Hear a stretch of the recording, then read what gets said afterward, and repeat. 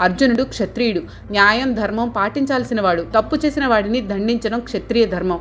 ఆ ధర్మ నిర్వహణలో తన మన అనే బంధాలకు తావులేదు. కానీ ఇక్కడ అర్జునుడు ఒక పక్క కౌరవులు ఆతతాయిలు, వారు మరణదండనకు అర్హమైన తప్పులు నేరాలు చేశారు, వారు క్షమార్హులు కారు అని అంగీకరిస్తూనే మరొక పక్క వాళ్ళు నా వాళ్ళు కాబట్టి వాళ్ళను చంపడం అధర్మం అంటున్నాడు. అంటే ధర్మ నిర్వహణలో తన వాళ్ళు పరాయి వాళ్ళు అనే భేదాన్ని పాటిస్తున్నాడు. ఇది క్షత్రియ లక్షణము, న్యాయాధికారి లక్షణము కాదు, అధర్మ లక్షణం. పైగా నా వాళ్లను చంపుకున్నందువలన నాకే సుఖం లభిస్తుంది అని అంటున్నాడు అర్జునుడు. అంటే అర్జునుడికి ధర్మ నిర్వహణ కన్నా తన సుఖమే ముఖ్యం అనిపించింది. ముద్దాయిలను విచారించి వారు నేరం చేశారని రుజువు అయితే వారిని శిక్షించడం న్యాయాధికారి ధర్మం.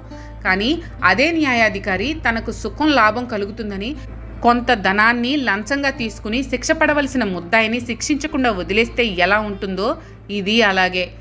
అర్జునుడు క్షత్రియుడు, న్యాయం ధర్మం